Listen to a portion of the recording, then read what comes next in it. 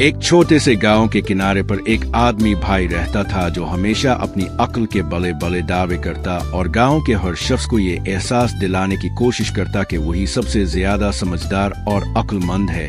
लेकिन असल हकीकत ये थी कि वो अपनी जिद्दी तबीयत और अना की वजह से अक्सर दूसरों के लिए मज़ाक और हंसी का सामान बन जाता।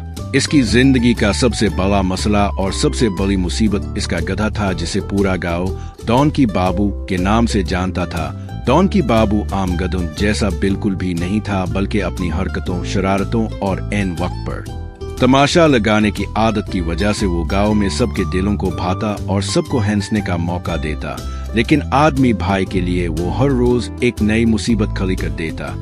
सुबह सवेरे जब भी आदमी भाई बाजार जाने के लिए डोंकी बाबू को जूते डालता और गिले में रस्सी डालता तो गधा कभी आसमान की तरफ देखने लगता जैसे कोई फलसफी हो और कभी अचानक जमीन पर बैठ जाता जैसे कह रहा हो, जा मैं नहीं चिल्लूंगा। इस पर आदमी भाई गुस्से से चीखता चलाता और गांव वाले दूर खड़े हंस हंस कर लूटपोट हो जाते। कुछ बच्चे तालियां बजाते और नारे लगाते, डोंकी बाबू जिंदाबाद। और फिर आदमी भाई शर्मिंदा सा होकर अपने गधे को घसीटने की नाकाम कोशिश करता। गांव में अक्सर ये बहस रहती कि आखिर ये गधा इतना चालाक कैसे है। कोई कहता ये जिन्नों के जेरे असर है, कोई कहता ये पिछले जन्म में कोई पंडित पीर था, तो कोई कहता कि ये आदमी भाई की किस्मत का लिखा है कि वो जिंदगी भर अपने ही गधे से तंग रहेगा। एक दिन आदमी भाई ने सोचा कि वो डोंकी बाबू को सुधारने के लिए शहर ले जाएगा जहां बड़े बड़े जानवरों के डॉक्टर हैं और शायद कोई उस्ताद भी मिल जाए जो गधों को पलाता हो। इसलिए इसने सुबह सवेरे तैयारी की और गांव वालों को बताया कि आज वो अपने गधे को सुधारने जा रहा है।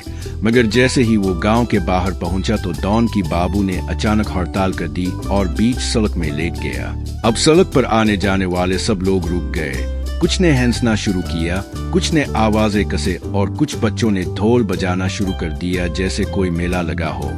इस दौरान एक आदमी ने मजाक में कहा, ये गधा नहीं लीडर है, हड़ताल करना अच्छी तरह जानता है। और इन गांव वाले डोंकी बाबू को लीडर कहने लगे। इस दिन से हर छोटे बड़े मसले पर गांव वाले कहते, चुल्लू डोंकी बाबू से मशवरा करते हैं। और जब भी वो डोंकी बाबू के सामने कोई सवाल रखते तो गधा बिल्कुल वक्त पर जोर से आवाज निकालता जिसे सब मुस्बत मनफी जवाब समझ लेते। अब गांव के लोगों को यकीन हो गया था कि ये आम गधा नहीं बल्कि इल्म वाला जानवर है। कुछ लोग इसे पीर साहिब मानने लगे, कुछ ने इसके आगे नजराने रखना शुरू कर दिए। और आदमी भाई सर पकड़ कर बैठ गया कि ये क्या मुसीबत आन पड़ी। वक्त गुजरता गया और डोंकी बाबू की शोहरत गांव से निकलकर दूसरे देहात तक फैल गई। लोग दूर दूर से आने लगे कि ये मजेजाती गधा है जो हर सवाल का जवाब देता है। आदमी भाई चाहता तो इस मशहूरी को अपने फायदे के लिए इस्तेमाल करता, लेकिन हर बार डोंकी बाबू ऐसा तमाशा लगाता कि आदमी भाई शर्मिंदा हो जाता। एक बार एक रईस आदमी ने आकर पूछा कि इसकी बेटी की शादी कहाँ करे, तो डोंकी बाबू ने ऐन वक्त पर ऐसी जोरदार आवाज निकाली कि सब हंस पड़े और रईस ने समझा ये गधा कह रहा है शादी अभी ना कर। रईस ने शादी मुअख्खर कर दी और बाद में जब इसकी बेटी का रिश्ता एक बड़े शहर में तय हुआ तो सबने कहा डोंकी बाबू सच्चा निकला। अब तो मामला यहाँ तक पहुँच गया कि पंचायत के फैसले भी डोंकी बाबू की आवाज पर होने लगे। आदमी भाई की हालत अब और भी खराब हो गई थी क्योंकि वो हर रोज ये सोचता कि वही अक्लमंद है, लेकिन गांव वाले अब इसे नहीं बल्कि इसके गधे को अक्लमंद मानते थे। अक्सर गांव के बच्चे इसके पीछे नारे लगाते, आदमी भाई असिस्टेंट, और वो गुस्से से लाल पीला हो जाता, लेकिन कुछ कर भी नहीं सकता था क्योंकि डोंकी बाबू दिन ब दिन मशहूर होता जा रहा था। हत्ता कि एक दिन गांव वालों ने पंचायत बुलाकर बाज़ाब्ता ऐलान कर दिया कि अब गांव का मेयर डोंकी बाबू होगा और आदमी भाई इसका असिस्टेंट। ये सुनकर आदमी भाई पहले तो बहुत चीखा चलाया, लेकिन फिर इसने सोचा अगर मैं मुखालफत करूंगा तो सब मुझे पागल समझेंगे। बेहतर है कि मैं अपने ही गधे का असिस्टेंट बन जाऊं ताकि कम से कम कुछ इज्जत तो बची रहे। वो हर रोज डोंकी बाबू के आगे खड़ा होता और लोगों के सवाल सुनकर गधे के मुंह की तरफ देखता। जैसे ही गधा आवाज निकालता वो ऐलान करता, जी हाँ ये डोंकी बाबू का हुक्म है, और सब लोग खुशी से तालियां बजाते। कुछ ही दिनों में गांव के मसाइल अजीब मगर दिलचस्प तरीके से हल होने लगे। अगर कोई लड़ाई झगड़ा होता तो डोंकी बाबू एक लंबी आवाज निकालता और सब समझते कि फैसला हक में है। अगर छोटी आवाज निकालता तो समझते कि मुखालिफ के हक में है। हैरत अंगेज बात यह थी कि अक्सर फैसले बाद में दुरुस्त साबित हो जाते, जिससे लोगों का ईमान और भी पक्का हो गया कि डॉन की बाबू वाकई कमाल का है। अब आदमी भाई के लिए सबसे बड़ी मिजाहिया मुश्किल ये थी कि वो अपनी जिंदगी के सब काम अपने ही गधे की मर्जी से करता।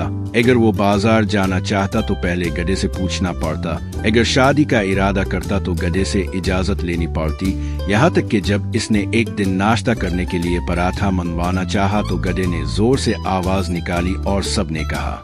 डॉन की बाबू कहते हैं, आज नाश्ता मत करो, बेचारा आदमी भाई भूखा रह गया। मगर गांव वाले इस पर हंस हंस कर लूटपोट होते रहे।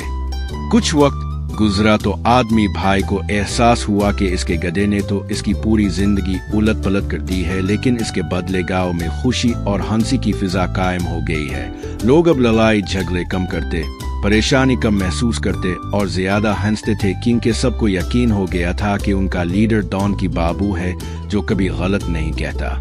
और इन एक जिद्दी मगर शरारती गधा पूरे गांव के लिए खुशी और मजाक का जरिया बन गया, जबकि आदमी भाई हमेशा के लिए अपने ही गधे का असिस्टेंट बनकर रह गया।